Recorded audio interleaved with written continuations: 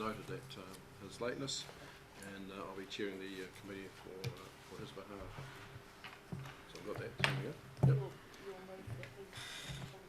Yeah, so I'll move a apology for his lateness. Do I have a seconder for that, please? Thank you, Councillor Menzies. All those in favour, please say aye. Councillor Menzies can't.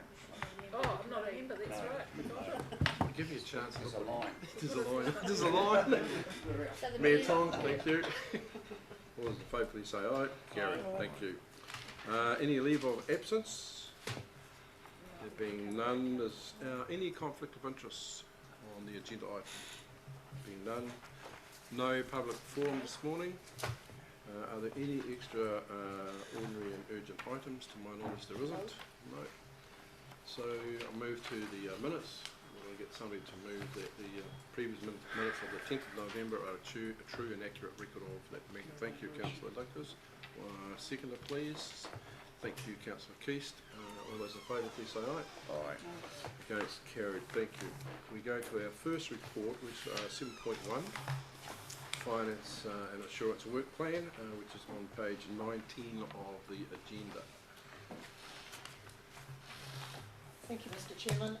It's my pleasure to present the work plan for the year ended 30th of June 2021. So this is just an update from what was originally agreed back in April 2020. You'll note from the discussion that I've put on that page that we're actually also planning an additional meeting to occur in January, February. This is just before Council adopts the documentation for the audit of the LTP, and at that meeting we're proposing to actually have the remission and postponement policy, the investment and liability policy, LTP assumptions, the internal audit terms of reference and the operational risk report. The reason for that additional meeting, like I said, is just for adopting that LTP stuff, and so just moving all of those policies just allows us to maximise the time that we've got, given that the audit has been delayed. And it also enables us just to have another workshop on some of those points. In addition to those changes there's also 3 additional reports on this agenda: the draft revenue and financing policy submission report, participation in the local government funding agency, and health and safety events. Additionally, also we normally forecast our financial position twice a year. Given the workloads that's just been experienced with the LTP and the annual report, we've just made the decision to only have one forecasting, and we'll bring that up to you in the March meeting.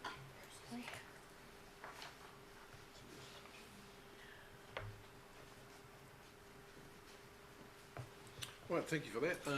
Open up for questions, comments. No questions. No questions. So when do you think you'll get confirmation from Audit New Zealand with regards to firming up some of their dates? Because I know you're waiting for those. Yeah, so the meeting has been agreed on January 22nd? January 14th. Yep, so we're going to, 1 week out. So we're going to have a discussion at that stage, so it's probably at that stage that we'll know. We have been putting some pressure on them to try to get to us sooner than that. But they're just also experiencing problems in getting everything done in regards to the annual report. So it may be a question like us from today. Do you see any major issues or risks associated with that delay? There's always the risk that actually that's really going to push us to get to the 30th of June. At this stage, the auditors are telling us that there was no intention that they'll resource it appropriately, but it's still putting a lot of pressure on us to get it all done by that date. So you are flagging that there is a potential risk related to that? There is a potential risk, yep. Okay. Right, just to be noted that that is a essential concern. Yep. Any other comments or questions? Mr. Robertson, have you joined us?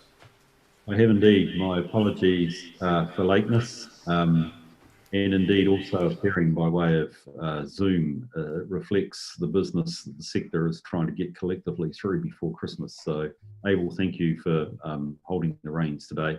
And again, my apologies that I'm zooming in and a tad late. That's all right. It's all good. Good to see you there. Thank you, Bruce. All right. Somebody like to move that we have 2 recommendations, A and B, that received a report, and notes the change made to the Finance Insurance Committee work plan. Can I have somebody to move those 2 recommendations, please? Mayor Tom, can I have a seconder, please? Thank you, Councillor Keast. All those in favour, please say aye. Aye. Carried, thank you. Item 7.2, you'll see in your agenda on 3 is the interim performance report. And I'll ask Shannon to come to the table and present the report.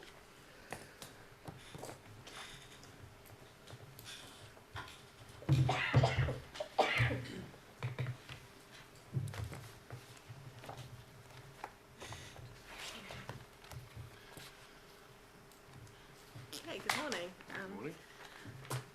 I will take this report as read. This report presents the committee with the results of the first interim performance report for the financial year, and it's for your review and feedback. Listed in the report are all the key performance indicators or KPIs and the results against those targets that have been set as part of the 2018-2028 LTP process. There are 113 KPIs, and the external results are put into the annual report to report back to the community on how well we are doing. For the October 2020 period, the results indicate that 68 or 60% were achieved, and 25 or 22% were not achieved, and a further 20 or 18% were not measured. Just a few minor changes to this report from previous structure. We have added in some definitions into the results and analysis section to explain what a not achieved means and not measured and achieved. We've also categorised those that are not achieved as either being not measured, which for the purposes of the report means that they're an annual KPI or they're not measured within the reporting period, and those that are not achieved are categorised as those that include a KPI where the target has already not been met or that need to be monitored. In order to achieve the targets at the end of the year, those that are currently not achieved need to improve over the next 2 reporting periods. So those that we've categorised as not achieved are listed within the report as a key focus area, and we're happy to discuss any questions that you may have, and we have some activity managers present as well who are happy to answer any questions. That's good. Thank you for that. Open up for any questions or comments? Just briefly, of the ones that were not achieved, Shannon, what is the risk to us as an organisation? You know, are there any that need particularly to be highlighted as concern for us as a organisation? I think the ones that we've put into the monitor category are at risk of potentially not being achieved by the end of the year. So that's why we've highlighted them within this report. So that's why we've listed all of them, because there is a risk of any of those not meeting their target by the end of the year. I suppose just to follow up on Councillor Douglas' question is that what are the major risks, or if any, if those targets are not met? We realise they've been identified, but what are we doing about to make sure that we do achieve them? And what are the risks to the organisations if we do not, if we do not meet those targets?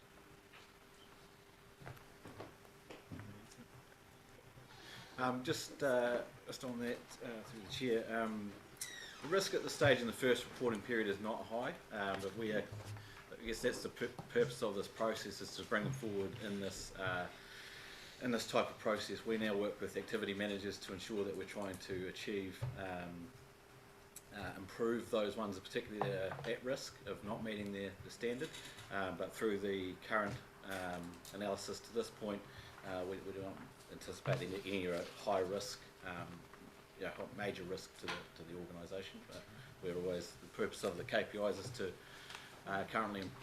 to continually improve our performance, and that's what we're intending to achieve through this process. Yep. Through the chair, also in paragraph 5, we've compared this reporting period with the previous one, and we seem to be relatively similar. So we're quite aware that if in order to approve those by the end of the year, we need to do a lot of monitoring and make sure that things are in place to meet those targets. Through you, Mr. Chair, just want to pick up Mr. Delegan's point with respect to one of the things from a operational management perspective, the value of this report is to assist in monitoring performance and then continuous improvement. One of the other things that it has done from a risk recognition perspective is be used as a bit of an informative tool and an education tool to support our 2021-31 LTP and making sure that KPIs or key performance indicators going forward are appropriate and relevant for our operation. So one of the things that's come through in this process or this part, this journey in developing this step in the corporate performance process has been the recognition that some of the key performance indicators can be improved to support the operation of the business. And further to your point, Mr. Chairman, I suppose any time as an organisation we don't achieve or underachieve something, there is a form of reputational risk for the council. Certainly is. Thank you for that. And we have indicated in the past that the number of KPIs and the type of KPIs will be reviewed because there seems to be a significant number there, and also there seems to be a number that we don't really report on anyway. So it's time that, an appropriate time as part of the LTP process, you'll be looking at what is it that we really need to monitor and keep our eye on. So I would expect that to be a reduction in the number of KPIs and that will really be targeted as to what we should be looking at. Any other? That's a relevant statement, I think, Mr. Chairman. Mr. Robertson, you got any questions? Just Thanks, Abel. Look, I liked the nature of the questioning, which is actually does this create risk? I tend to run my eye down the second column because those are essentially the levels of service, for instance, that we have agreed Abel will be what we deliver to the community. So anything that's an aberration from that is something that we should be in some sense concerned about with due proportionality. And I certainly take on board that's what staff are trying to give us through just a stronger definition of what does not achieve mean. Which is fine. Look, I think Abel, probably the thing that's maybe a bit of a bent on my eye has gone to actually some of the first aspirations, or rather the non-achieves, which is around health and safety, but we've got a couple of other items on the agenda. So I would suggest at the stage, certainly I think most of my comments would come later with that paper. Otherwise, no, thank you for the clarity and the needed information we've got here to understand the situation. Thank you, Abel. Okay, cheers. Thank you, Bruce. I did note on page 32, people and capabilities, the FTE is it's sneaking up. We budgeted for 153, we now got 166. So I know there's some pressure points in some areas, but certainly would be interested at some point to get a very clear understanding of what the financial implications have been and continue to have on the organisation. So I would certainly like to see whether it's a separate report or inclusive of this one, as to how that's trending, and just to see the growth of FTEs and then the growth of our remuneration that we're paying staff, not individually, but on a bottom line basis. Right? So I think that would be very useful to see that at some future point. Other comments? Somebody like to move the recommendations A to C. Could I get someone to move those? We can thank you, Mayor Tom. Could I have a seconder, Councillor Douglas? All those in favour, please say aye. All those against, carried. Thank you. Good discussion. 7.3, the annual report, management report, which is on page 55 of your agenda. Sheree, good morning. Good morning. And I was just about to check. I said, I believe we have Mr. Olsen online. So, morning, Derek. Good morning, Derek. How are you? Morning, Abel. Morning, Bruce. Morning, councillors. Right. So the purpose of this report today is effectively just to close the loop around the annual report for the June 2020 year. You'll recall that when we did our endorsement, this committee, for the adoption of the annual report, that Mr Olsen was present and spoke to the points that were to be raised in the management report. So this is effectively just closing the loop with the formal report that was received and management's responses into those in regards to those comments. So I'll take the report as read and just highlight a couple of points. There are only 2 new recommendations identified by Audit New Zealand as part of the 1920 annual report. These related to the performance reporting matter for water, sewage and stormwater complaints, which I believe you're all well aware of. It's been discussed through the annual report process quite a bit. And also the point regarding the updating of water, sewage and stormwater asset data regarding the asset register for those utility assets. You may have noticed in the comments from management on page 75 and 76 of your agenda, the updated status of those. Mrs Hurst has been working quite closely with Palmerston North Call Centre management and looking to change and improve those processes to address the performance reporting regarding the water complaints. And in relation to the asset data updates, a number of positions have already actually been advertised and 2 of the 4 have been filled at this point in time. So we believe that we're well on track to moving forward with those recommendations. The other point to note is that there were still 10 prior year recommendations and these have been implemented or closed over the past 12 months. There are still 8 remaining open and these are all actively being managed and have an updated comment from staff or management in the attachment. Derek, I'll happily hand over to you if you wanted to add any further comments, but otherwise happy to take any questions that the committee may have. Derek, do you want to make some comments? Thanks, Sheree. Yes, I think Sheree has covered everything. Just also maybe just to note, I know as you would be aware, 2 of the items that we are highlighting in the report did have an impact on your audit opinion. The Palmerston North Call Centre did result in a qualification in terms of your performance information. And then also this year there was an inclusion and emphasis of matter paragraph relating to your disclosures around the impact of COVID on the financial statements and the performance information. So that's all that I'll add. That was also highlighted in the report. Thank you, Derek. So I'll open up for any questions or comments. We had in the previous paper we had with regards to the interim performance report, there was a brief discussion with regards to timeframes for New Zealand Order to come back to us with regards to finalising their dates for the future and the implications that may have on us with getting our LTP out. Are you any closer to confirming the dates that you'll have this information to us? We've set up a meeting with management on the 14th of January to discuss the specifics of the LTP and the CD document. At this stage, we've preliminary penciled in dates early February. So we want to come and do the audit of the consultation document early February. So that's the preliminary dates that we've been able to resource our staff, but we'll have discussions with management on the 14th of January to see to what extent that will fit in with their plans. Okay, are you comfortable with that? So we'll offline, we'll discuss with Jason how that fits in with the timelines. Good. Any other questions, comments from the floor? Yes, I have one, please, if that's okay, Abel. Yes, absolutely.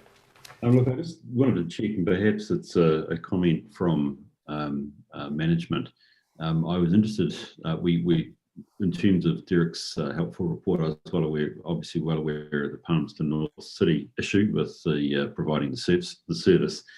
With the updating of the fixed asset register and Derek drawing reference to indeed our planning processes for the LTP, and with a need for extra resource, which is clearly coming on stream, it's all good news. Having said that, we are we are well into the planning process. Are there any risks to our infrastructure strategy or flow through into our financial strategy, given that even though we might have extra resource, it's only half what we need? Well, I suppose I'll have to put that across to Matt. You want to make any comments on that, especially with the infrastructure? Through you, Mr. Chairman. Thank you. But in relation to the risks to the infrastructure strategy itself, I don't think so. I think our predominant risk is on our day-to-day operational data and detail that we receive back in an operational capacity. So it's more of a dealing with a growing backlog of as-built and asset data information, given our increasing work, given our increasing capital investment, and our internal capacity to deal with this flow of information that we're in the process of looking to resolve with the recruitment of critical staff in that asset data space.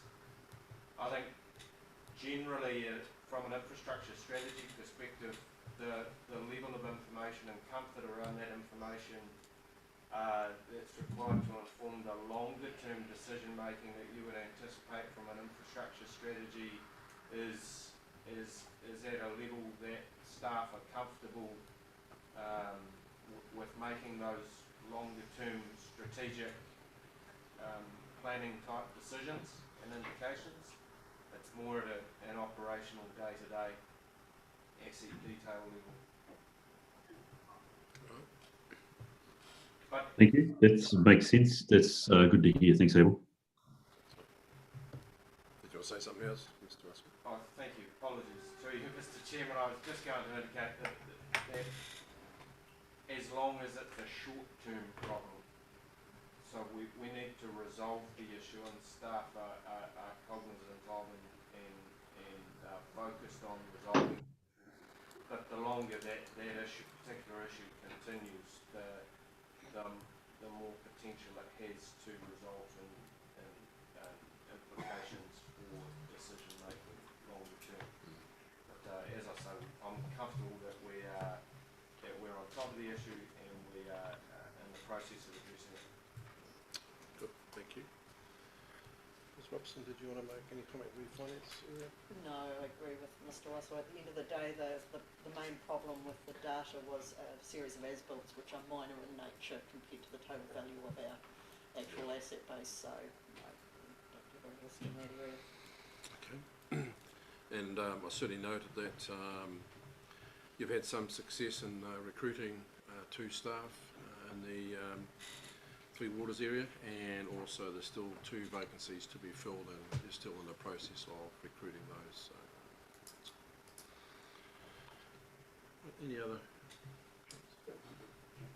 Any other comments for Derek? No. Okay. Just one small question, and I'm sure there's an easy answer. On page 67 it mentions the CHH litigation case. Is that the case that was based in Winton? I'll have to get management to comment on that. I'm not sure. Sure it is or not. Page 67. Yeah, 67. page 8. Oh, no, that was the Leahy Homes. Oh, right. Yeah, the Carter Holt Harvey. Right. Thank you for that clarification. Right. Okay. Somebody like to move that we approve the recommendation A, that we receive the report. Can I have a recommend that, please? Thank you, Councillor Keast. Can I have a second for that, please? Thank you, Mayor Tong. All those in favour, please say aye. Against? Carried. Thank you. We don't need Derek anymore. Is that correct? Thanks, Derek. Thank you for your participation, and pleased you zoomed in. So thank you. Thank you, Abel. Thank you, Bruce. Thank you, committee. Have a good day. Good. Okay. Good evening, mate. Bye. Right. if you turn your attention to page 93 of the agenda, item 7.4, quarterly risk management report. The floor is yours. Good morning, Chair and Councillors. As you'll be aware, this report is to provide the committee with information on Council's risk management. So this report gives information on Council's top 10 corporate and strategic risks, and these risks were endorsed by Council in June 2020. Each quarter, ELT considers the top 10 risks. This includes looking at examples of each risk, updating information about the controls and mitigations in place to manage the risks, and assessing the status of the risk. The status of the risk is whether the mitigations are assessed as causing the risk threshold to rise, lower, or to remain static. The risk register provided as attachment A with this report provides the committee with ELT's updates. Some things to note this quarter are, in relation to risk 1, which is about data, master data specifications for community facilities and water and waste have been completed. In relation to risk 3, which is about infrastructure not being fit to withstand climate change, this risk threshold has been increased slightly this quarter. The risk threshold was assessed as medium in September and has now been assessed as high. ELT made this change due to risk associated with 3 waters and old landfill sites near coastlines being susceptible to climate change related weather events. In relation to risk 6, which is about health and safety, a review of health and safety risk assessment methodology is being undertaken, and wellbeing testing was made available to staff this quarter.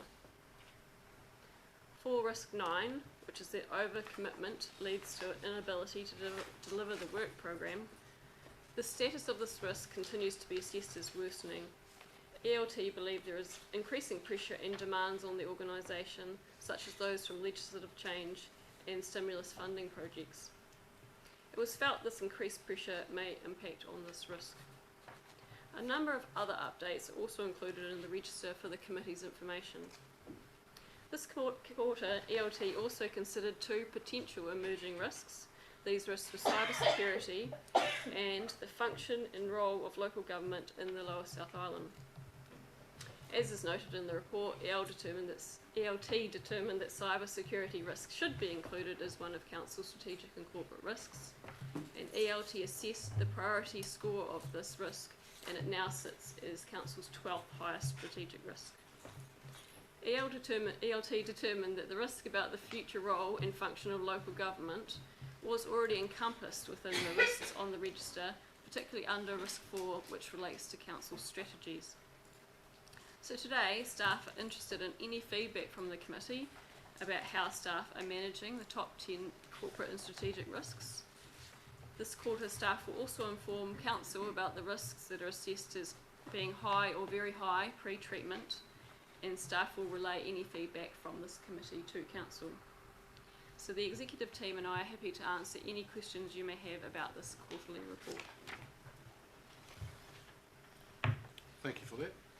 All right, I'll open it up for any questions and comments. Mr. Robertson, do you have any comments on this particular paper? Look, firstly, again, should always thank staff, I think, because this is becoming an increasingly valuable report from, I think, what should be the committee's perspective able, which is to give us that important quarterly snapshot of risks, and appreciate the candidness of ELT in terms of how those risk statuses or state, I don't know, changing. I just wonder, there's a couple of things there. I wonder whether it's Matt would like to comment. Sorry, Matt, I always have this is my standard question for you. Risk 9, which is over commitment on the inability to deliver to the agreed work program. And if I could just add a second question, and potentially to Cameron or anybody else that's involved, I am very interested in the future role and function of local government as an emergent risk, and perhaps just to put a bit more colour around that, I'd appreciate that. Thank you. Through you, Mr. Chairman, look, in relation relation to overcommitment of works program, that's certainly an issue that myself and ELT are very cognizant of, and it's something we're watching very closely. So one of the things, there's a number of ways in which we're doing it. We've been working over the last few years, as you're well aware, to build our capacity in that space through both staff structure, the introduction of additional resource, and in particular focus on the development of robust processes and systems. That being the case, we're still, as I think I've perhaps indicated to the committee before, for fear of sounding like a bit of a broken record, we're still figuring out as an organisation where our actual capacity sits. We've increased our delivery reasonably significantly over the last few years, but similarly we've increased our aspirations around what we're aiming to deliver. And as to whether or not we're overreaching, and this year in particular, given the additional stimulus funding that's been added on top of an already significant capital works program, is yet to be determined. But what we are doing is we're introducing cash flow forecasting. We are rather than forecasting on a quarterly basis, we're doing that within services and assets on a much more regular monthly basis. We've got a session with the entire group later this week ahead of the formal forecasting round in February. We're working closely with our contracting fraternity as well as our local government partners in the region to ensure that we have visibility not only across our internal capacity but our external market capacity to deliver what we're seeking to deliver. I think cynically or perhaps realistically, if you look at the delivery traditionally against committed works program, we tend to hang around the 70% mark. Obviously that's not what we aim for, but in the world of delivering projects, supply chains, weather, consenting, landowner negotiations, resource capacity, these are all issues that we deal with on a day-to-day and have a significant impact on our ability to deliver to committed programs. So, but perhaps a bit of a wishy-washy answer, but Do you require confirmation? Pardon? Do you require confirmation? Confirmation. Wishy-washy. Yes. But yeah, look, it's we're on a journey as an organisation. I also note that in the upcoming LTP, we're aiming at increasing that works program year on year by an additional 33% to what we've been delivering in the last 2 years, and this particular year is significantly greater than that again.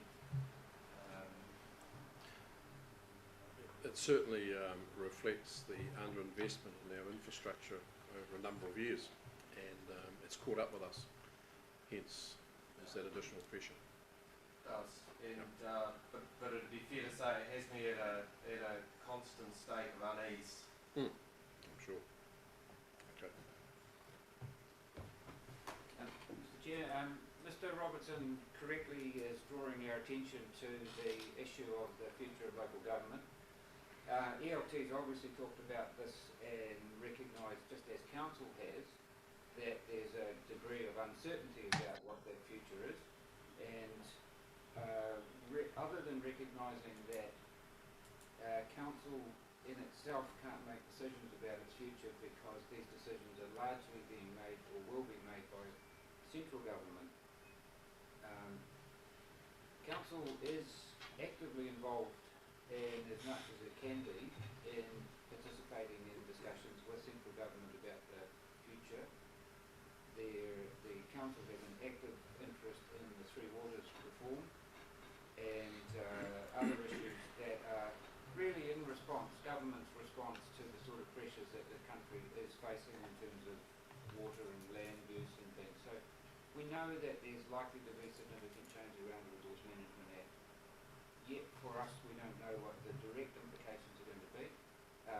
For my opinion at the moment is keeping an active and interested role in participating as much as we can is really the best mitigation that we have, and to continue to make sure that council is actively involved is really the best that we can do. In the meantime, we have to listen to the signals from Department of Internal Affairs, but we are largely challenged with a bit of a challenge really about developing a long-term plan that has a 10 and 30-year window for infrastructure at the same time as we really don't have any great certainty about what will happen, say, in year 3 or 4. We are all in that same situation, and we'll be interested to work with Water on what the implications are for what shape the long-term plan ultimately has. Thank you for that. Yeah, Councillor Duffy. Thank you, Mr. Chair. I'm just sitting here thinking that while we've got these 10 greatest risks, I think there's elements within those risks that perhaps we need to put a bit more thought into. And the two that are in mind is climate change and also COVID and other possible biosecurity that might affect the livestock industry, for instance. Yep. I mean, we do refer in risk 3 to infrastructure, not on purpose to withstand climate change. But given that now the government is declaring a climate change emergency, we're not looking as though we're very anxious about much. And I mean, the fact that we're going to get more regular flooding, and we're probably going to get more pressure on our water supply systems and so on. So I think perhaps we just need to flag that a bit closer in our day-to-day thinking about resilience and so on. Yeah. And with COVID, while we're all very smug at the moment, you know, now with borders being eased and so on, we can see in Germany how a country that was handling it really well has now sort of gone to pieces. And so we need to be vigilant, I think, about that too, as well. Yep, very valid, very good points, Councillor Duffy. Yep, Councillor Byers. Thank you, Mr. Chairman. Yes, I support Councillor Duffy's points there, and risk number 3, the climate change. Perhaps if we could just narrow in there a wee bit the mention of the old landfill sites. There's one at Culloch Bay, I think there's a lot of concern around. I'm just wondering where we're at with dealing with the likes of the Culloch Bay landfill site, as one example. Through you, Mr. Chairman. The committee may recall from the December workshops and subsequent reporting that it's one of the issues started proposed committing funding to through this upcoming LTP. It's not an area that has been funded previously. Culloch Bay in particular, we're not even sure that's a council landfill, so we need to be cautious to differentiate between council owned landfills and privately owned landfills, and ensure that we are not inheriting issues that aren't ours to inherit. And we have got reasonably comprehensive data around retired proximity to waterways around the region. But as I say, we haven't traditionally had any budget or funding allocated or resources allocated to remediating or dealing with these to date. So the staff are keen to budget for and fund at least initially some investigation, get a better understanding around what we've got, where we've got it, the extent of risk associated with each, and then what any proposed mitigations and resolutions might entail. Once you've done the analysis and got that data, that's when you can make some decisions at that time. You have a further question? Thank you, Mr. Chairman. Thank you, Russell. Yes, I understand you're not sure whose landfill site it is, but of course if it floods, the ocean washes it in, then it's everyone's problem. I'm just concerned that perhaps there's a time factor as well, as the infrastructure not being fit for purpose. If we take a long time, enough time, then we'll have a bigger problem. You mentioned some work being done on it. Do you know when that's likely to happen? Through you, Mr. Chairman, not until the LTP signed off and the budget has been approved. So it wouldn't be until year one of the LTP where the first allocation of budget would be attributed to that particular activity. Once it's signed off, needs to be signed off, and then through this document and also other documents that's been presented, there's a lot of reference to resources and under resources and internally, and Mr. Russell's also talked about the risk with external contractors as well. Would it be useful, I'm just putting it to the committee, would it be useful for us to have a paper presented to us which clearly identifies the potential gap that we're facing, the resources that we're facing, not just within services and asset, but from organisational wide. We start looking at some of these areas and start looking where those gaps are on a global perspective rather than just in isolated services. Maybe that could be a useful document for us to see just what some of those risks are with those gaps and what sort of resources that we're looking for, to potential implications. Should we be providing that sort of service? Should it be outsourced? I don't know. All those sort of analysis would be quite useful as a gap analysis of what are we actually facing. So I think we're sort of plucking at straws at some points. Let's get a total overview of that particular picture. And it would be an assumption at that time, but I think it would still be quite useful. I'm quite sure the rest of the committee would feel about that. Staff have started some of that, haven't they? Yeah, but we need to get it global. We need to get it in here. Councillor Keys, do you have a comment? Thank you, Chair. Looking at risk 6 with the health and safety controls, failing to protect staff and contractor safety, that and there's a list of mitigations in there, and I can't help but feel that more of the health factor for staffing and contractor safety.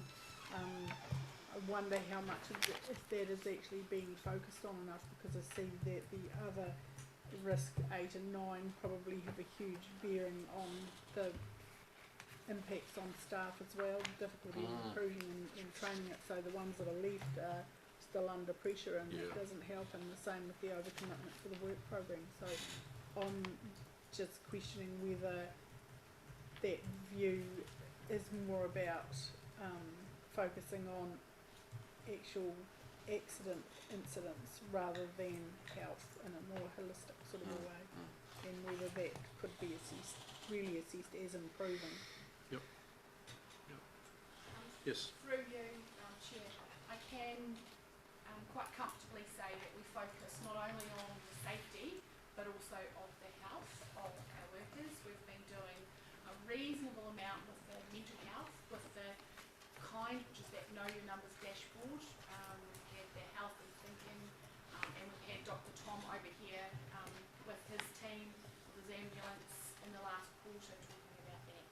It is something that is a little bit harder to measure than safety, so definitely think it's a focus for the next year, particularly around this time of the year, because it has been a reasonably tough year for everyone, and we are definitely noticing people a little bit more tired,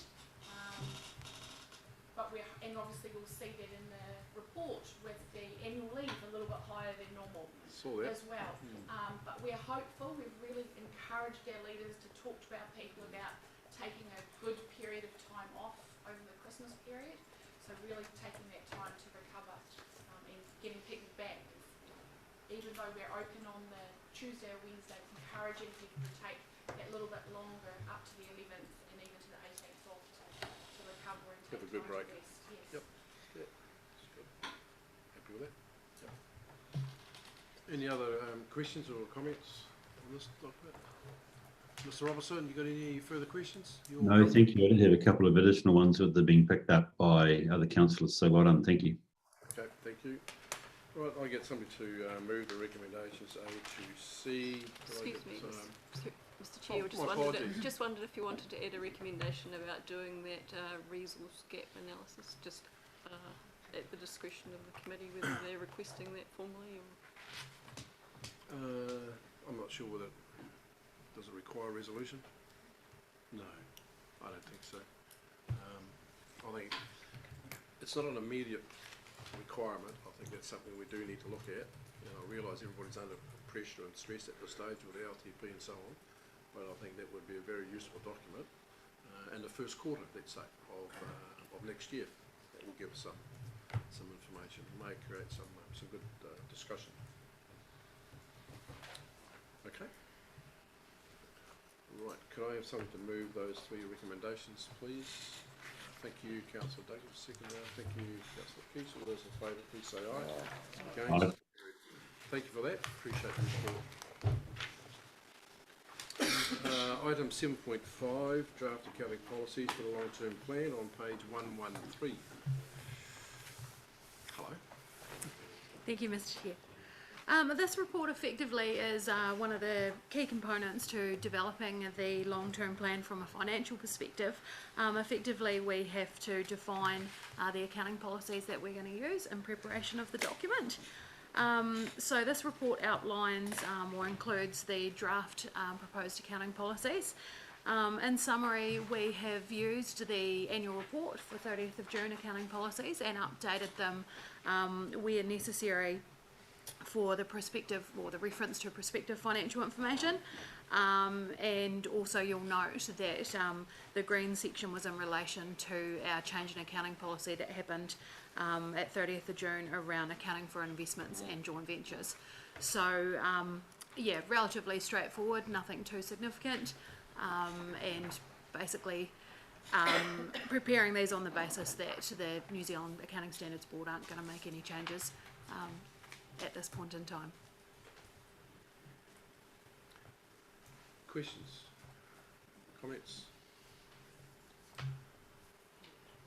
Yes, Mr. Robertson. Thank you. Look, Sri, thank you for the report. Look, it does make sense. It is, as you say, it's reasonably straightforward.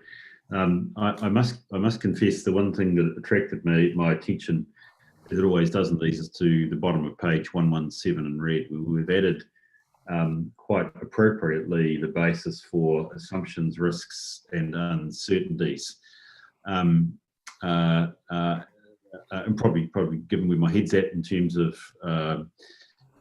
thinking through long-term plans, it's as much on the assumptions themselves as it is on the and the reporting, which includes the range and the nature of how that, what could be the potential effect of those uncertainties. Look, Abel, slightly off-piste in asking this question, but how are we going with our assumptions, and are there any particular assumptions that might be particularly affected by this policy? Hopefully you will have seen your agenda for this afternoon's workshop, which includes quite a comprehensive paper around the assumptions for the long-term plan.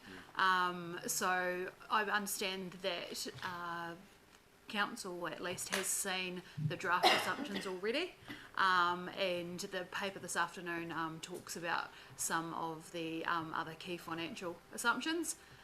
I'm just trying to think off the top of my head. I'm thinking about do any in terms of this particular accounting policy, which is really an important part for the long-term plan. Was there any particular assumption that will be really caught by this policy? Apart from the general disclosure, I'm talking here about the range of uncertainty. Nothing really significantly. I think we have got some commentary around our investments in the joint ventures and associates, and given, I guess, the uncertainty and how little we know about their future forecasts and bits and pieces, that we're not looking to significantly alter those in the LTP. We're going to take them at book value. Ms. Robson, I don't know if you want to add anything else. No, there's nothing comes to my mind at this point in time that would significantly impact on this. Great, thank you. No further questions? Everybody's comfortable with that? All right, I'm happy to move the recommendations A to D. Do I have a second for that, please? Thank you, Mayor Tong. All those in favour, please say aye. Against? Aye. Thank you. Page 133 of your agenda with regards to the monthly financial report. Thank you, Mr. Chairman. I'm here to present the October monthly financial report. I'd just like to note that the carry forwards that we've discussed in previous meetings have been included in the October, and just to note, as already mentioned earlier, the forecasting will occur in February. The operating income for the first 4 months is 2% below projection. The main component of that is roading and footpaths, which is 578,000 lower than projection, predominantly due to the timing of the work, particularly capital works. The operating expenditure is also 2% under projection.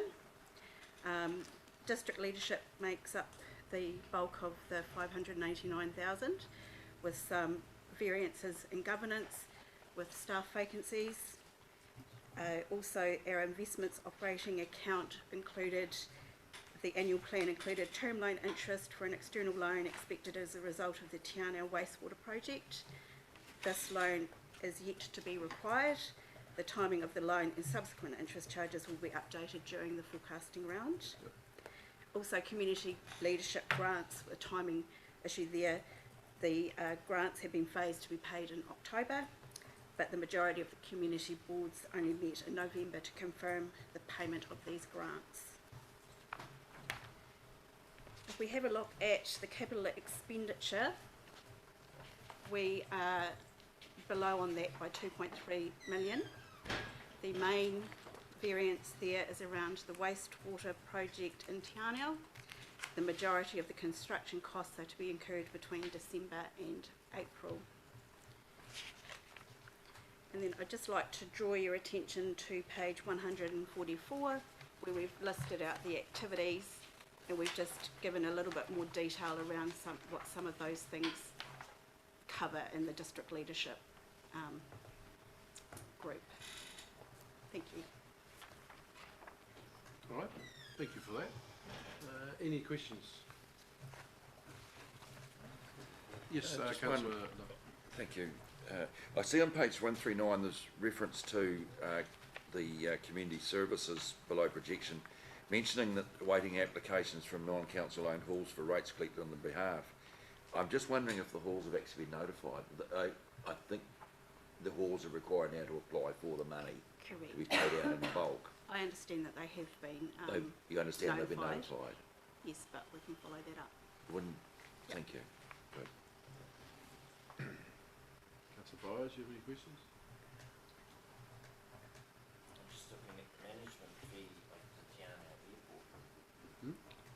Yes, and you have a question on that? How much is it? Management fee, I'm not sure how much it is off the cuff. You got any total on that? Yep, okay. Through you, Mr. Chairman, it's approximately $80,000 to $90,000, and that includes auditing regime and the site-based staff member that operates as the operations manager identified on our Part 139 certification.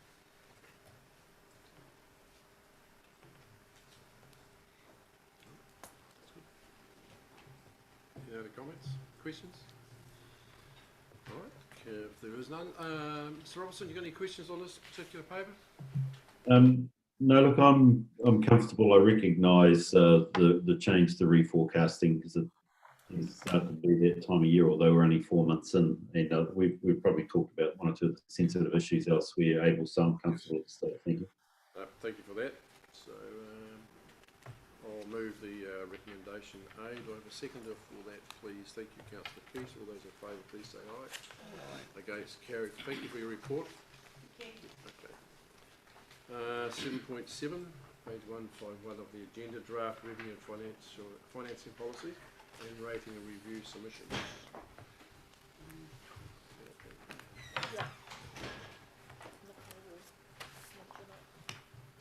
Carl, nice to see you. G'day. Thanks, Mr. Chair and councillors. So this is following on from our consideration of the policy, which has been out for consultation.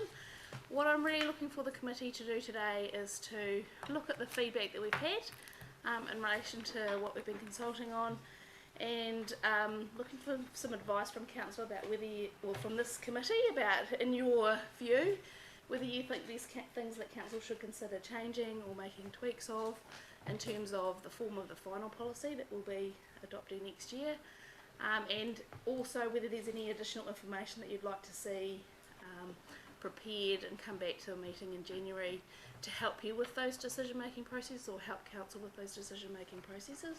So just in terms of where this report sits, so we've got this report to Finance and Assurance, we've also got it to council tomorrow, and so that's just to allow both parties, because it involves rating which sits with council, in terms of them to both have a look at what feedback's been raised, consider what changes they might like to make and any additional information, so that we can proceed in a timely manner to lock down the way we want to do our rating for the LTP.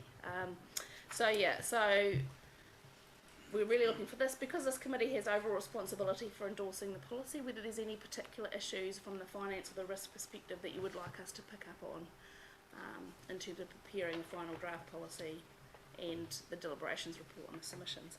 I just wanted to highlight that we had additional late submission that came in, so the report already has 2 submissions that came after the deadline, so we're asking you to receive those separately and confirm that you're happy, and we're also tabling the Federated Farmers one today in that same regard to ask you to accept that submission as a late submission. Just in terms of what effect that has on what the report says, we have additional submission that takes us to 29.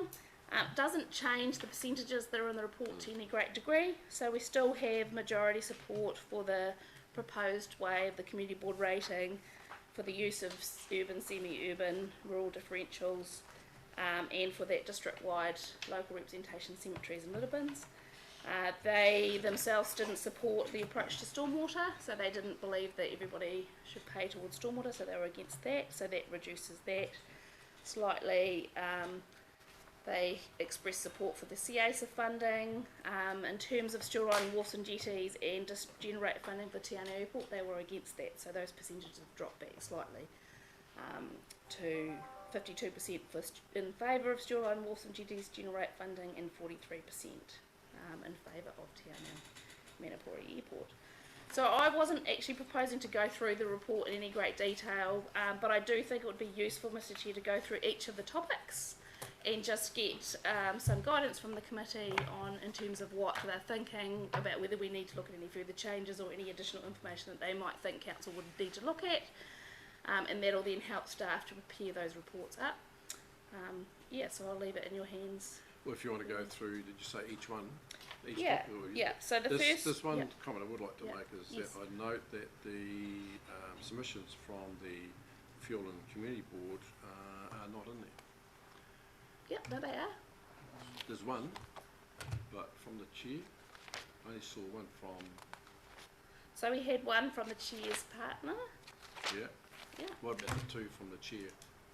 No, didn't have any from the chair coming in time. So, I've certainly seen those and they're certainly signed off, so I wonder what's happened there. Because the deputy chair put in submission, mainly because, yeah, that's died home, it's only one. The deputy chair put in submissions mainly because the chair herself lives in Patience Bay and thought there would be a conflict of interest by making submissions if she had wrote that. So the deputy chair wrote in that particular submission, but the chair itself also put in submissions to the other policies. yeah, sorry, I'm not aware that she has submitted a submission. I did have a verbal conversation over the phone with I saw the her husband, submissions. so yeah. So I'll check. the best thing I can do is follow that up after Yeah, the that meeting. would be good. Not that it may not change the end result, except that I noted that it. Yeah, so I can just follow that up with her. So, so if I can draw Right, your so- attention to page 155 of the report. And so we're just talking, first of all, about the local activities to be funded by new community board rates. So as I mentioned, there's general widespread support, so there's actually 89% agree with that proposal with the additional submission, if we take that into account. And in terms of the differentials, there was general support as well for the use of those differentials. So in terms of, like I said, what I'm wanting the committee to think about, would you be looking for council to consider any changes as a result of this feedback? And if you were, what might they be, or what might you want to see some additional information on, or suggest that council see some additional information on? Open up to the floor. Oh yes, Councillor Keast. Just point of clarification, are we actually hearing from any of the submitters? So we have one submitter who's requested to speak at public forum tomorrow at council meeting. So instead of, so it's just this here, we've got the submissions, we're just wanting some guidance from the committee, given our time frame that we've got for the LTP and the meetings for finance and insurance, some indication from finance and insurance committee to help advise the council on what you think may be issues that they need to look at further. But in terms of the actual deliberations, we won't make decisions on submissions in the final policy until January. And we have one submitter who's coming to speak at public forum tomorrow. So won't we have to be very careful about what questions we're asking here, because it will, Predetermined. predetermine Yeah, so I that. guess it's just an indication of what does this committee think of the feedback that we've had, and what they think council might be needing to take into account going forward. Just a general question through you, Mr. Sure. Chair. So did we get 20 up to 29 submitters? 29. Got fine. 29 submitters, yeah. So just your comments on that number versus the 30,000 people that we service. Is that considered a fair representation of what our ratepayers may think? I leave that in your political call. So our job's to run the consultation process in a way to put the information out there. Who picks it up and takes the time to make a submission is their call, and it's really your judgment about whether, how you feel about that. And, I can't comment on the number of submissions that you would normally get through a process. This was specifically about rating and funding, which might get some people excited and might not. I would have always liked more. I always would want to have more. Well, to put it another way, how does it compare to other LTPs that we put out? It's not an LTP, it's a funding and financial policy. Yeah.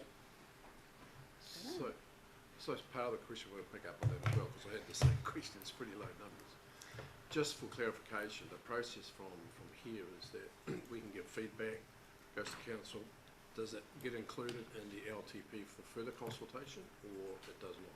So we were not proposing, so what we're trying to do is we're trying to have this consultation process so that we can have clarity about how we're going to do the rating, so that the issues around rating don't confuse the issues around some of the key consultation items that you're trying to consult on. So that we purposefully have worked to get this set in place for the LTP, so we're not relitigating and we can give greater clarity to the community about what these changes in the way we're doing the rating is going to, how that's going to affect them, without it being confused with a layer of new LTP numbers on top of that, which would provide greater confusion and lack of clarity around what was causing the change. Is it the way we're doing the rating, or is it the new numbers? So that was our aim. Now, technically speaking, in terms of the process, your rating is set as part of your LTP. So that is up for grabs again when we consult on the LTP. You can, the funding impact statement rate section actually is the mechanism that determines and shows the community how we are going to do our rating, and there will be changes to that as a result of the new budgets that we're going on. So technically you will be, you know, you can consult over further changes to the rating with your LTP in regards to your funding impact statement.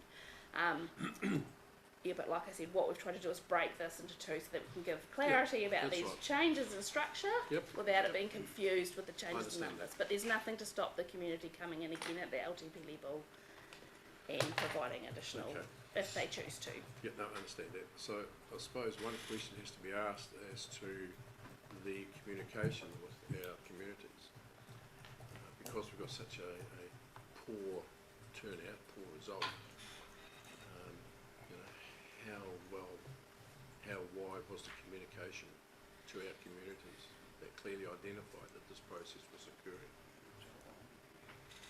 So the report talks a lot about the processes that we've used in terms of getting the information out on page 154, which is paragraph 23.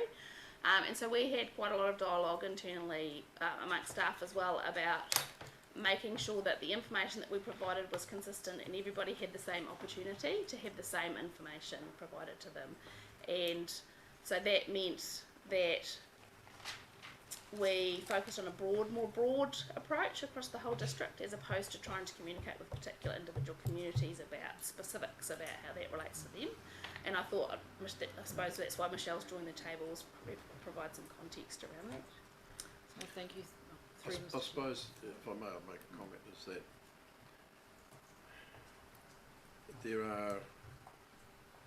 there's probably not a large number of our community members that log on to the council website.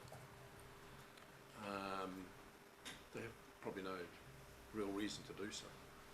So number of those avenues that have been used, you know, unless somebody is really, really keen to look at that and have a specific purpose, they would link onto it. I'm just not sure whether people had knowledge of that this process was going, considering we only had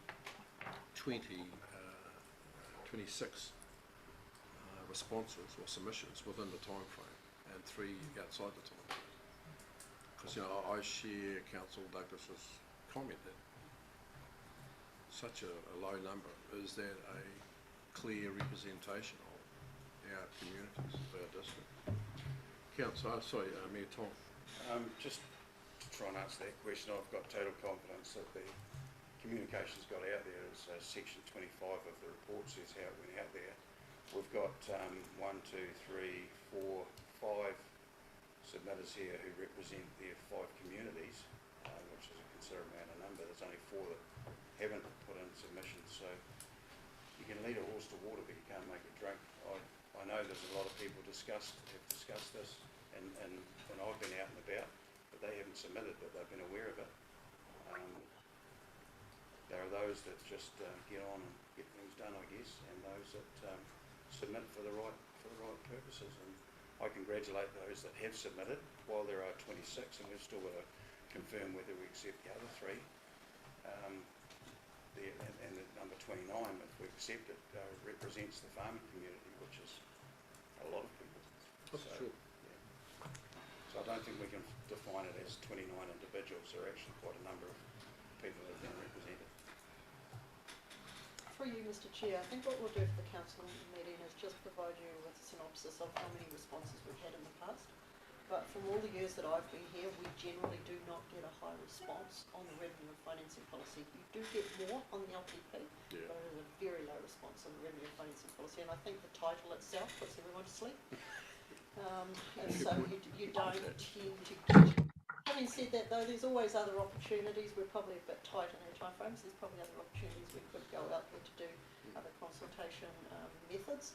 But I think the Mayor is correct in saying that sometimes you can put the stuff, unless it's directly affecting somebody, in an adverse manner, they tend to not Ignore. want to put in Yeah. submissions, which is unfortunate, Yeah. because as we tried to undertake with our community boards, when we went out there and discussed it with them, we said, even if you can actually respond in a positive way as much as in a negative way. You know, so if you've got something that's really great in the policy, please just tell us about that just as much as if you don't think that it's the way to go. So yes, that potentially are, you've heard from one aspect. Yeah. I mean, my comments weren't criticism. It was seeking clarification, you know, how did it go? Thank you, Mr. Chair. Look, I've had the pleasure of now being at 4 community board meetings, and each one of those meetings they've discussed this issue and the fact that they either chose to make a submission or weren't. But I think that yes, there might be a low count, but to recognise the value of your community board structure and the fact that that is in fact engaging with the community, I do think this is actually not a bad result. I think there is something about rates which people can immediately respond to, which is obviously we're not going to pay rates, but the whole policy around it and how complicated it is isn't something that most people can happily engage with. Yeah. And in fairness to the team who have been trying pretty hard, because they do care about it, it's been a really difficult year for a lot of people, and tackling a sort of an academic discussion about how rates might be constructed, it might be something that just people have said, I've got enough other problems at the moment, I'll let the community board handle it. My opinion at early stage is that this is actually not a bad response. Right. And it's taken on board. I think council, the committee could be comforted that there's some guidance coming back in the submission. Okay. Appreciate your comments. Sorry, thank you, Mr. Chair. I'd also just like to address Councillor Douglas's query that across all policy and bylaw, this would be considered a reasonably good result. We also had 3 other policies out at the same time, which received submissions in single digits. So I would say holistically, across all of our policies and bylaws, we do receive lower number submissions. That doesn't mean the quality of the submissions shouldn't be considered. Okay, thank you for that comment.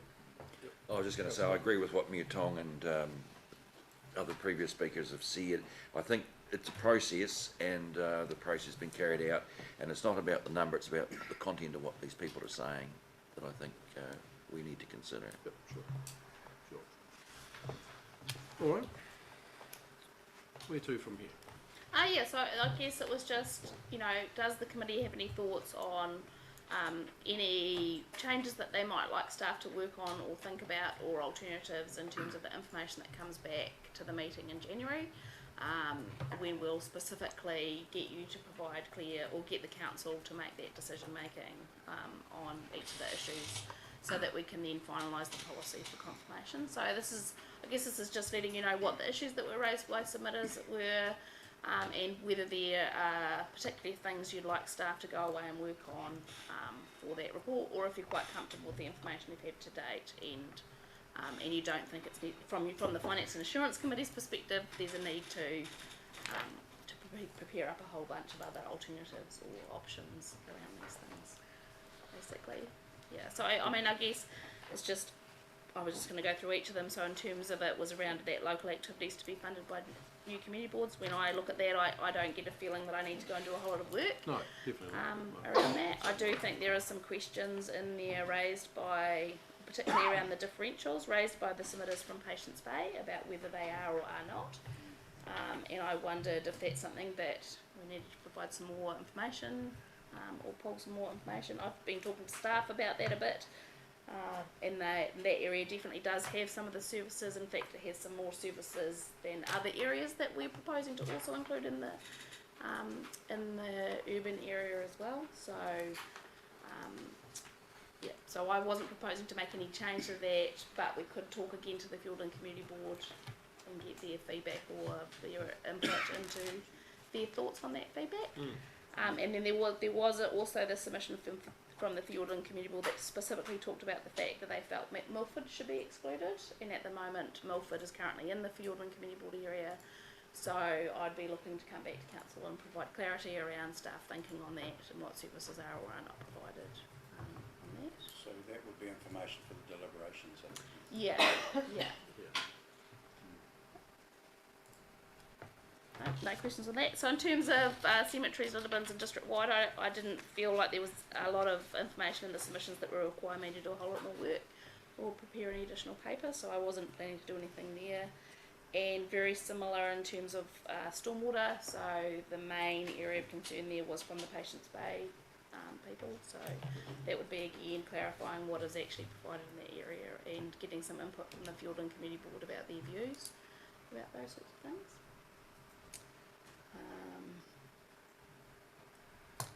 In terms of shoreline wharfs and jetties, so where that was obviously the area where we had a bit more lack of, like mixed feedback around what people felt about whether that was appropriate. I think we've prepared quite a lot of information already on this topic, and I think it's really, from my perspective, a political judgment for council about what they do want to provide and don't want to provide. The main issues, there's not a lot of more fact that I can provide to you in terms of the decision for this. So I personally think that's, at least the committee sees that there's an opportunity for additional information themselves that we need to prepare. No. CISA again,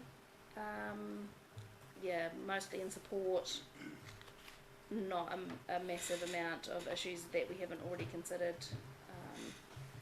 Te Anau Airport Manapuri, again, for me, very similar to the Shoreline jetties. So again, I think that's a political decision. A number of submitters have talked about, proving the economic benefit. If that's something the committee felt like we needed to investigate more, then we'd have to do some more work on trying to quantify that. If that just gives any.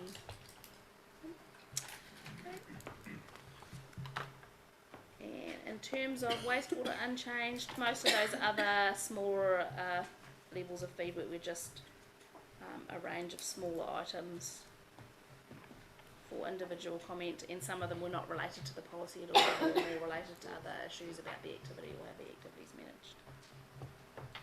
Well, I mean, for myself, I think there's enough information here.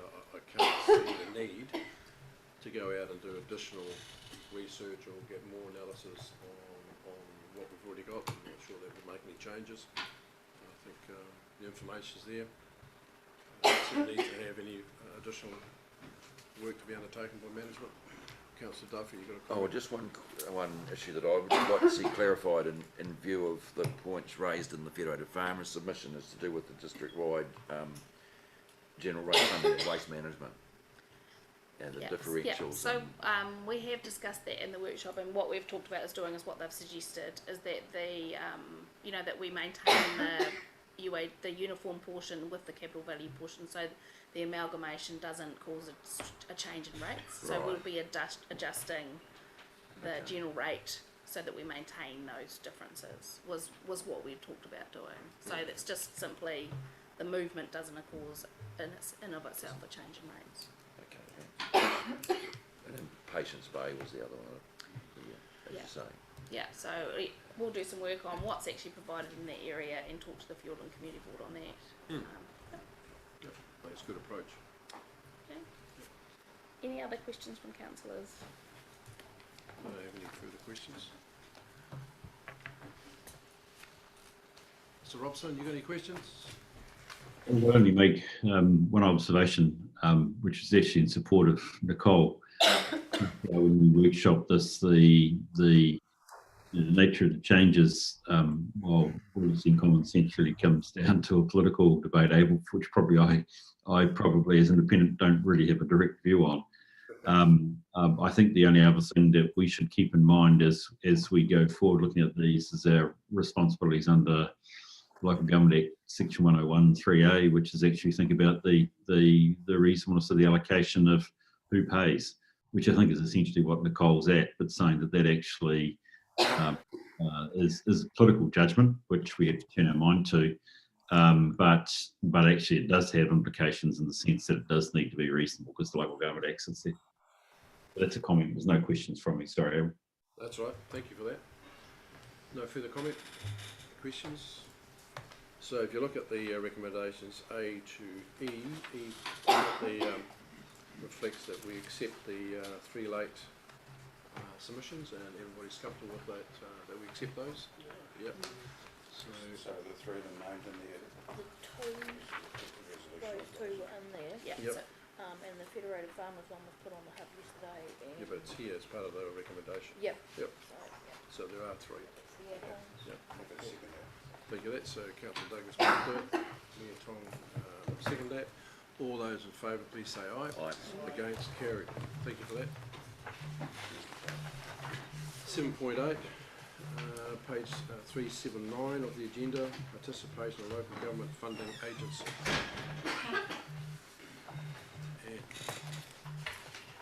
Thank you, Mr. Chair. I just present the participation in the local government funding agency. Of course, we've been talking about looking towards to joining this agency for some time. We've had a number of workshops in regards to it, but I'll just recap again for everybody's purpose what we're talking about when we're discussing this. So I guess the key reason that this is up for you is just to discuss the merits and the process of joining the LGFA and recommend to Council that we go through the process of looking to join. There's 2 main ways that we can participate in the LGFA, that being non-guaranteeing, and if you are non-guaranteeing, then you can borrow up to $20 million from them, or you can be guaranteeing, in which case you can get some interest benefit from that, from between 0.1 to 0.3%, depending on whether you get a credit rating. And the choice of getting a credit rating is very dependent on how much you're borrowing as to whether it's worthwhile or not. It is secured. Any borrowings that we do take out from the LGFA is secured over a charge over Council's rates. What that means is that should there be a default at some time by a council, then there will be an approach come back and it would be automatically put on top of the rates notice with that council the monies needed to recoup the funds that haven't been paid. We are still free to borrow from anyone else, so we do not have to borrow from the LGFA if we go into this scheme. It is just an opportunity for us should we wish to do so. What they do as part of our borrowing, so if we go to borrow money from them, they take 1.6% of whatever we're borrowing and they place it in what's called borrower's notes. At some point that may be converted into equity. And so that's the reason why we must consult on this particular matter, because at that point in time it becomes a CCO. Okay? The chances are slim, but it's still, we need to cover that off. Just a bit of a recap. So in 2018-28 LTP, we indicated internal loans of around about $60.9 million. So at that point we were very much going to be borrowing because our reserve levels were not that high. If we borrowed externally, then there would be around $45 million worth of reserves that we would then have to invest and externally as well. And so we've discussed the possibility of changing our investment and liability policy to ensure that we can effectively invest in some organisations that previously we haven't. I think the key for Council though is to just think about, because there is a risk of course here when you become a guaranteeing council. So on page 382 it just outlines the LGFA's risk mitigation strategies to ensure that whatever they're doing is of low risk, and we sign into that. So there's points in there like the LGFA requires us to borrow from it to secure that borrowing with a charge, so they're taking that 1.6 to give them some security of funds. For principal shareholders, which we are no longer able to attain because they've been fully subscribed, so we have to find somebody to sell. There's uncalled capital and the amount that's paid up with their equity contribution. The guaranteeing local authorities commit to contributing additional to the LGFA if there's an immediate risk of LGFA defaulting and such like. So it's really important that as a committee we look through those particular areas and are satisfied that the risk strategy that the LGFA are undertaking is appropriate. For a guaranteeing council, we are limited, so should there be a default, we're limited to the percentage of our rates over the total rates of all the councils that are involved in that activity. So at the point that we were doing it, that's limiting us to about 0.95%. So what that means is for every 100 million that there may be a default, 950,000 would be sought from ourselves. And once again, I believe that will be a short-term risk because they would be going back to the councils concerned and seeking from their rates the recovery of those monies. So it would be over maybe a period of time though, it wouldn't be immediate. So we'd be putting out immediate cash and then potentially getting that return over the longer. The process they would go if there was a default would they make that call on uncalled capital, and then where that wasn't able to be met, then they would be looking for that converting that 1.6% into the shares, and then they would be looking for that 0.95%. So that's further down the track. I think that the only other thing is probably on note 37. So those are just some of the borrowing conditions under which we would undertake it. And it's pretty standard sort of stuff. And then there's, in regards to on the top of page 385, just the covenants that we would need to ensure that we were within as part of that borrowing. And we need to comply, of course, with our own policies. So that's probably a summary from my point of view. So as I said before, the whole purpose of this report is basically just going to council to say that you've considered it from a risk perspective, that you would be happy to recommend to council that they go out and do some consultation on the requirement to participate in the LGFA as a guaranteeing participating council. Thank you for that. We've certainly had numerous discussions and workshops and so on with this particular subject. So I'll open it now to the floor and any comments. Councillor Byers, did you? Thank you, Mr. Chairman. Yes, apart from the non-guaranteeing loan facility, I'm pretty uncomfortable with this idea of joining the LGFA scheme. For two reasons. We assume the commitments of other councils around the country, and we know that a lot of them are heavily in debt already, more so than this council. And at the same time, we're investing our reserves externally at a time when we will never pay more for shares or a share of business in the markets.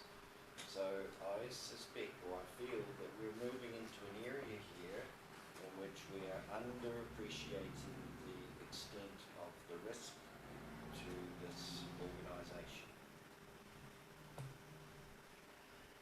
So through you, Mr. Chair, just a point to note, we're not guaranteeing the other councils, we're guaranteeing the LGFA. Right? So that's a really important note. Guaranteeing the LGFA itself in totality. So, and the other thing to do is of course through their risk mitigation, I mean this organisation itself has got a huge credit rating, and that huge credit rating is because of the fact they are deemed to be low risk. 2008 AAA rated insurer AIA collapsed. So I think we're in a time now that we don't place a huge amount of credence on credit ratings because in a flash they can change. Yes, it's a risk. It's a risk that's been identified. I think the extent of that risk is low, but as council you need to consider the points. And Mr. Chair, just to balance that, I mean, you have identified the risk, Councillor Byers, and I fully accept that, but also I believe there are opportunities through investing with LGFA to free that money up and provide to council and provide relief to ratepayers through the returns of that external investments we've got. Well, there's an assumption around these returns because, like I say, you're investing at a time when you've never paid more for your shares. It's a tremendous risk. I think that we do also have to remember that all of this current report right now is asking us is just to go out and do consultation. I was going to mention Right, that. so the decision around how We're much not you making actually that do decision borrow or what you do invest still has to occur. That's right. So that is a subsequent discussion. It's not getting away from the fact that these same points will still be coming Oh, up for sure. and they'll still be needing to be discussed. But that is what we're doing. It's whether we support. Well, you can borrow up to 20 million as a non-guaranteed participant in that LGFA scheme. So that might be an option. I mean, it's forecast that the debt levels for this organisation are supposed to top out around 60 million. And that's what it was in the 2018 LTP. Of course, we're just going through the process now of looking at our new LTP and seeing where those debt levels are. Any comments? Just a comment is that yes, this still has to go out for submissions. We have to be careful around this table what comments we make prior to receiving those submissions. Don't want to predetermine bias. Exactly. I think the key focus, and I'm pleased you've made the comment, Mayor Tong, is that recommendation F, that do we support that council goes out and to public consultation in regards to joining the LGFA, and whether we support that recommendation and to be forwarded to council for consideration. And just also note E, which is talking about the fact that you participate as a guaranteed participating council, which I'm just noting Councillor Bry's comments. It's there. And Mr. Chair, through you, paragraph 9, I admit I don't fully understand the implication of the 1.6 borrower's note. Does that mean that the amount of money that we borrow, 1.6 of that is set aside? They hold it. They hold it. They hold it. And it can be converted to their balance sheet. It can be, yes. So it'll be the second call. So they first go for the uncalled capital from the participating, and then they would look at these borrowers' notes and turn those into equity. So then we would have an asset on their balance sheet because we would effectively have shares in a CCO. Right. Okay. Yeah. All right. I'll put the motion. Sorry, other question? Yeah, sorry, I didn't see. So this meeting's basically deciding whether to take this out to consultation. No. We are recommending to full council tomorrow that the Finance Insurance Committee is in support of council going out to public consultation. Well, we've just talked about another consultation process in which there was some concern about the level of submissions received. So the risk in going out with some of these ideas to consult is that you're going to get some feedback that's can be swayed with 2 or 3 submitters. Yep, but this is going out, I would see, sorry to interrupt, that will go as part of the LTP. So it's a wider consultation that will go to the communities. But yeah, you're right. So Depends how many. Is it necessary though? Yes, it is. Absolutely. This is quite a significant change to how this organisation operates. Absolutely. We need to consult. So as I noted before, you have to go out for public consultation in regards to this because the borrower's notes potentially would be converted to capital, then it would become a CCO. And so it's a requirement to go with LGFA that we go out for public consultation on this part of the issue LTP process. because of that very fact. Well, it's a bit like the Tiana Airport. Did we need to go to Yeah, correct. a consultation around the funding of the Tiana Airport? No, we didn't. Because it didn't need to be, the idea of it being funded District-wide. Didn't need to be put out there. Well, you couldn't unilaterally make that decision. Or you just say. You had to go out. You had to go out and consult. What if you kept it the same? Yeah, but that's you're predetermining that a consultation process would confirm your position, saying leave it as is. You know, you have to go out and consult and give people the option. It's called democracy. You have the opportunity to consider, and then the communities can come back and give you their views and their position on it, which then council needs to take into consideration before making its final decision. Our shareholders. Yeah, given the opportunity. See Blair writing for Roberts, furiously over there. Bruce Robertson, you're right. I see you had your hand up. Did I have that I correct? did. I did. Thank you very much. And I think, could I just make a couple of comments, I guess, really, Abel? One is, Ian has helpfully focused us on actually how that actually, in joining this, there is a question around the risk of the local government finance agency itself. And it's no different to any other organisation. If you want to make use of its services, it has a certain level of commitment. I think it's fair to reflect, Abel, from my experience elsewhere, that actually there is strong joint shareholder participation in the local government funding agency. It is a mutual, in effect. It is a clubbing together of all local authorities. There's a shareholder council, and there is active participation, and also going both ways actually, also of the LGFA itself with all its members.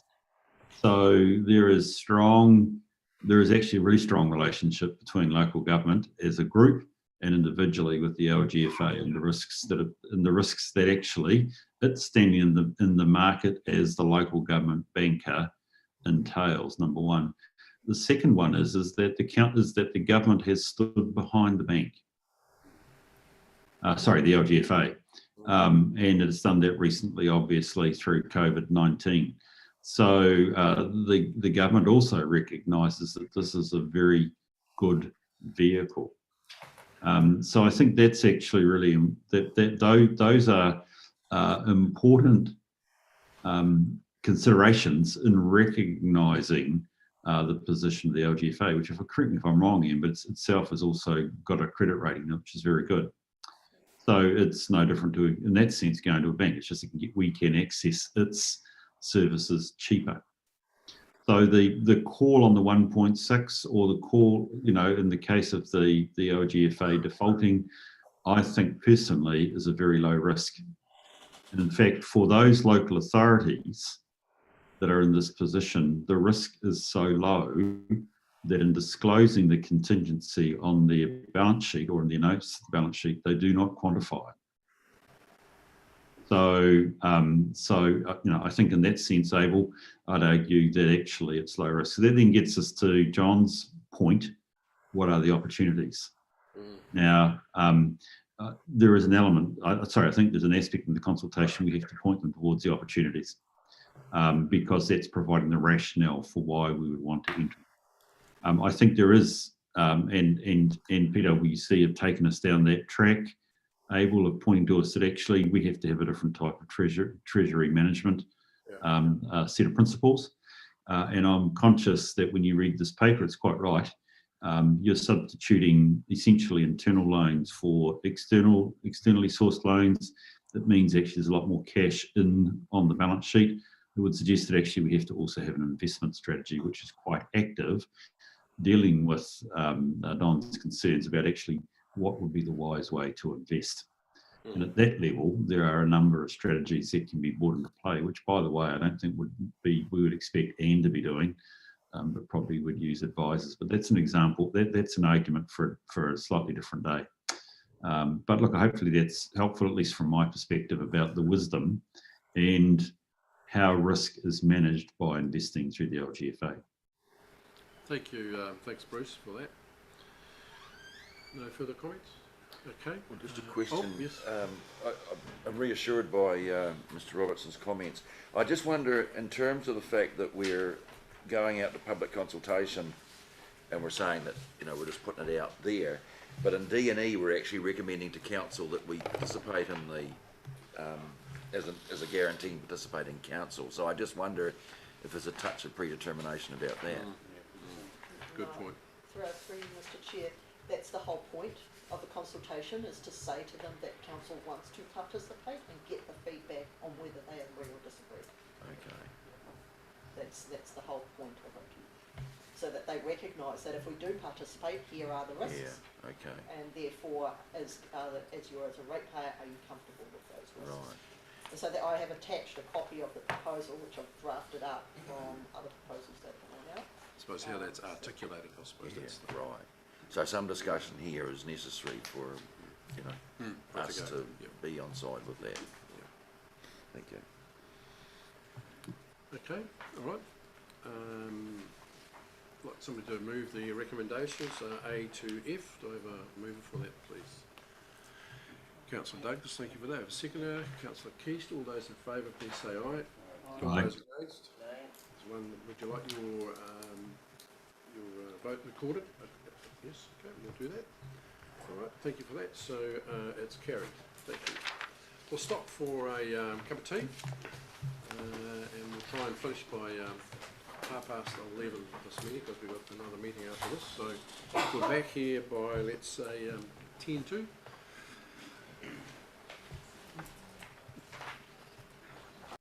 Enjoy your mousetraps.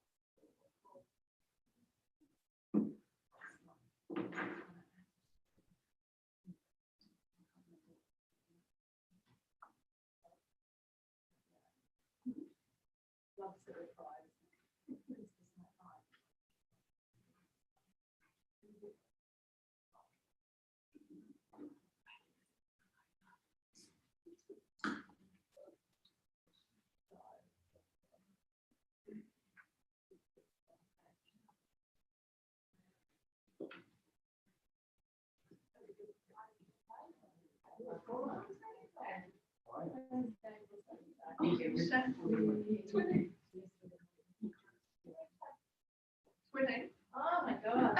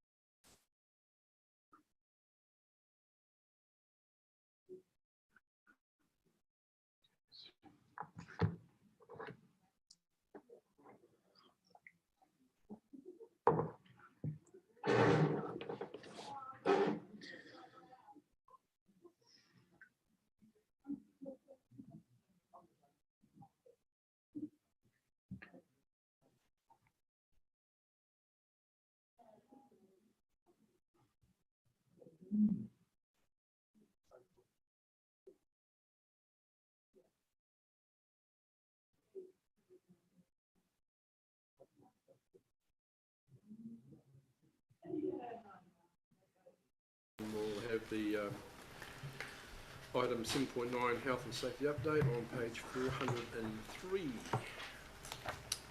It's yours. Just wondering, waiting for Bruce. We okay? Yes, absolutely. I was just waiting for Bruce. Thank you. Good morning, councillors. May I introduce Terry Black for those of you that might not know Terry before. She's our Health, Safety and Wellbeing Advisor. So she'll be presenting the next report to the committee.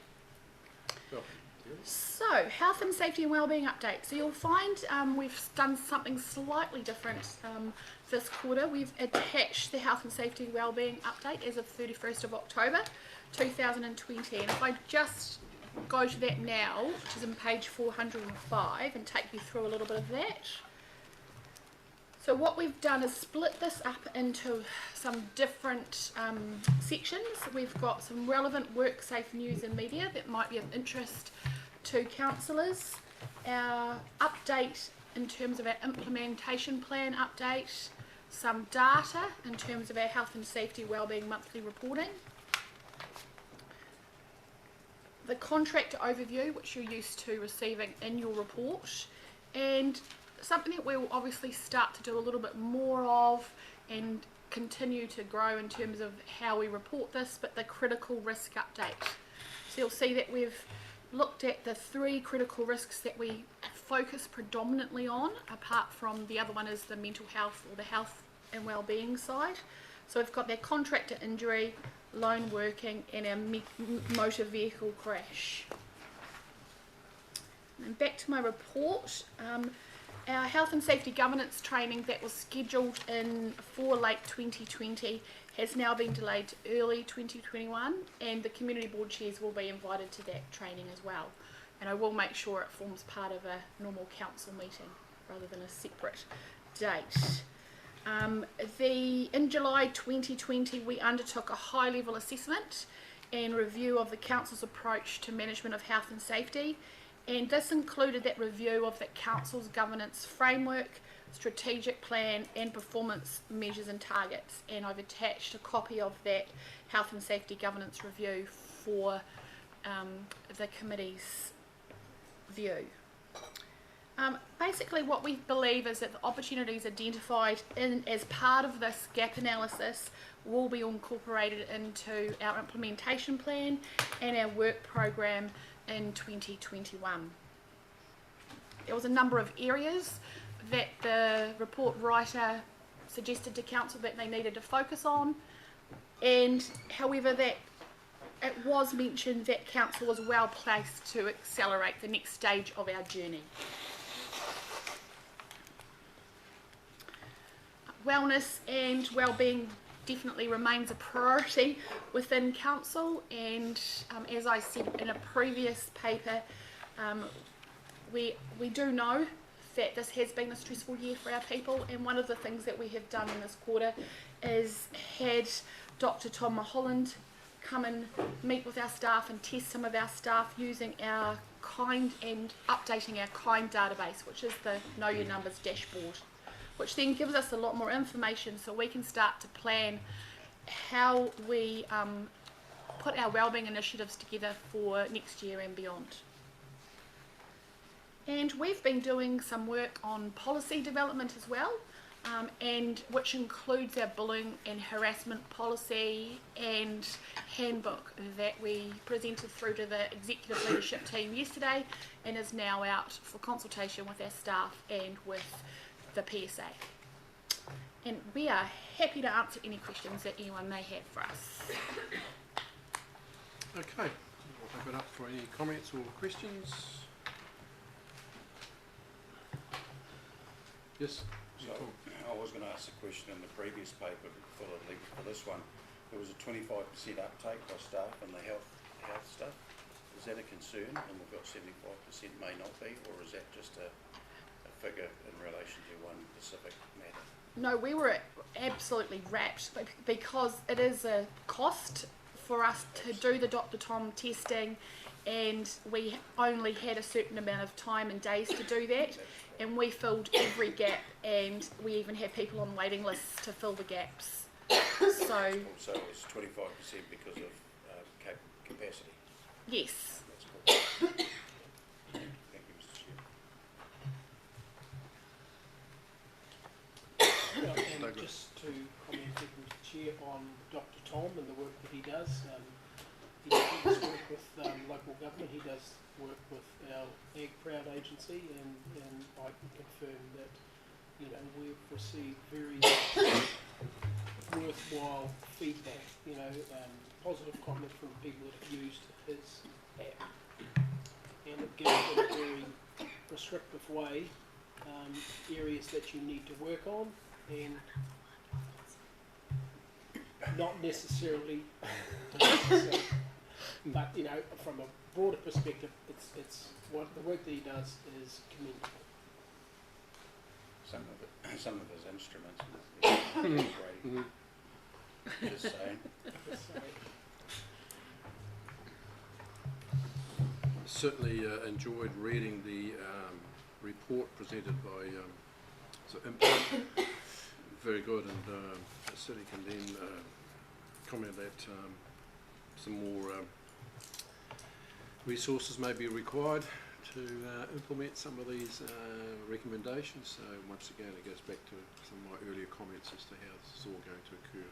So look forward to it. But very good report and very detailed, and good analysis. Certainly provides a good platform to go forward. Excellent.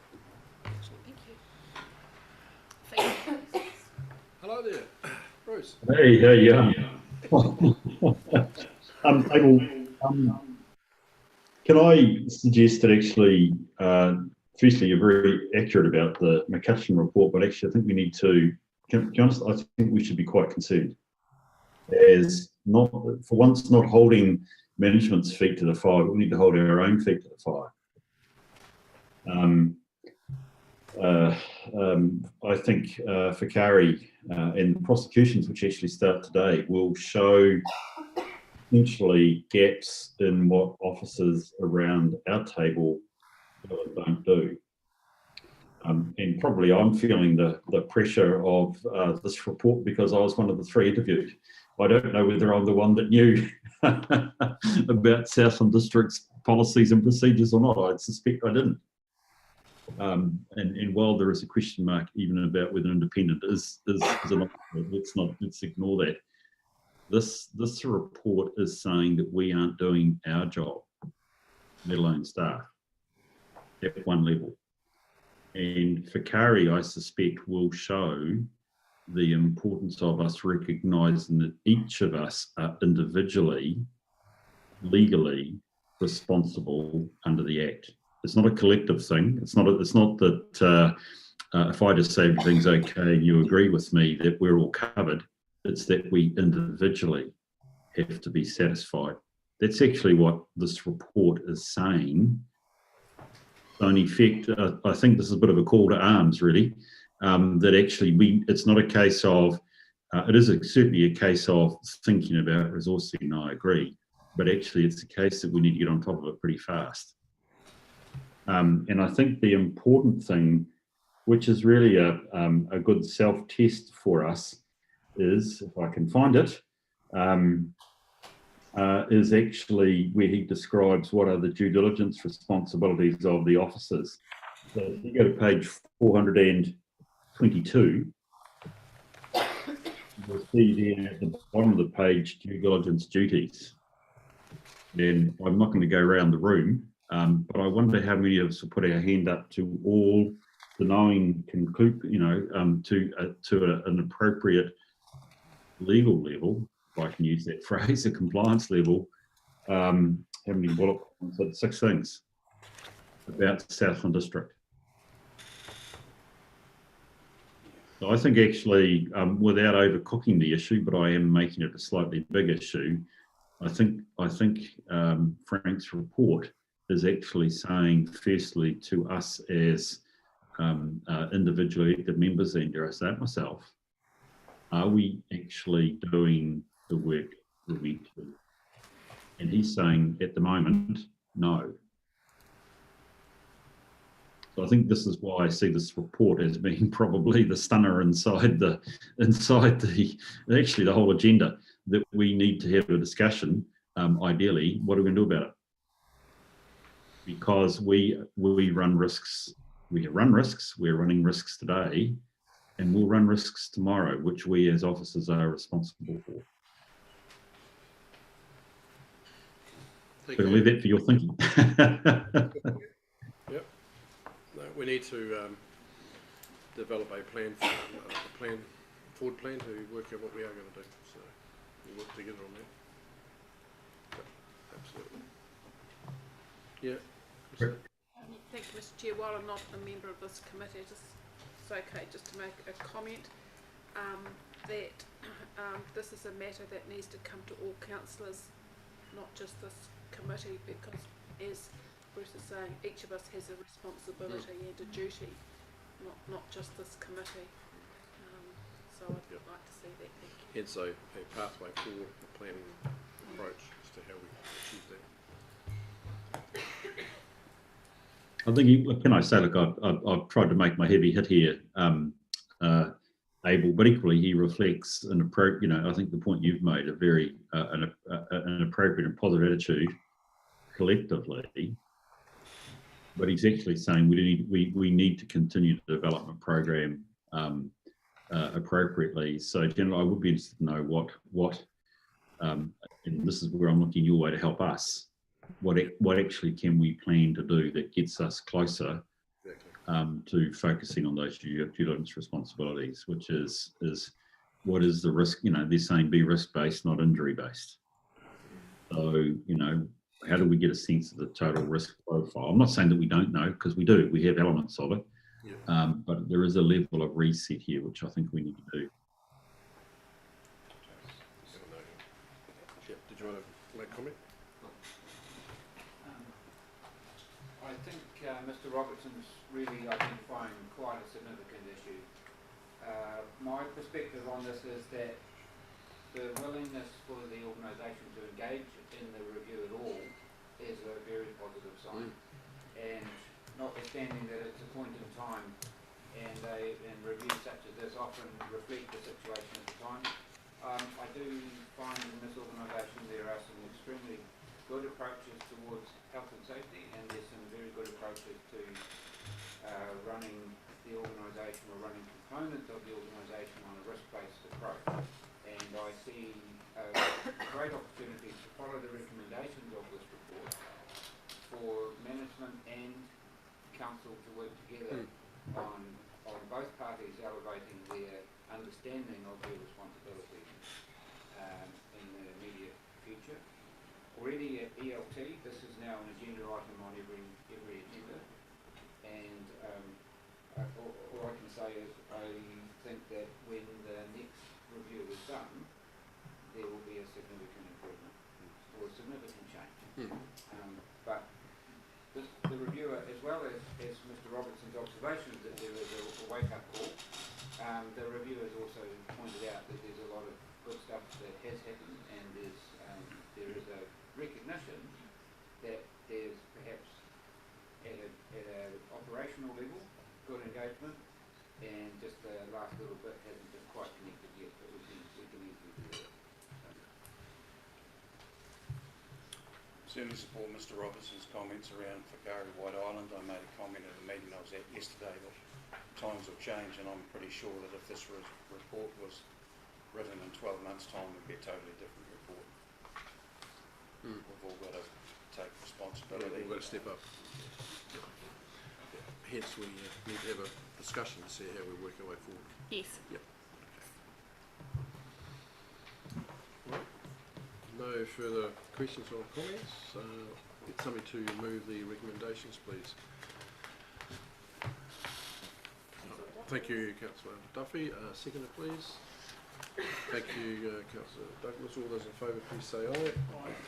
Aye. Against, carried. Thank you. Okay, thank you. Good. We now move into public excluded. Yes. Yeah, I'll move that we move into public excluded. So the seconder for that. Thank you, Mayor Tom. All those in favour, please say aye. Aye. Carried. Thank you.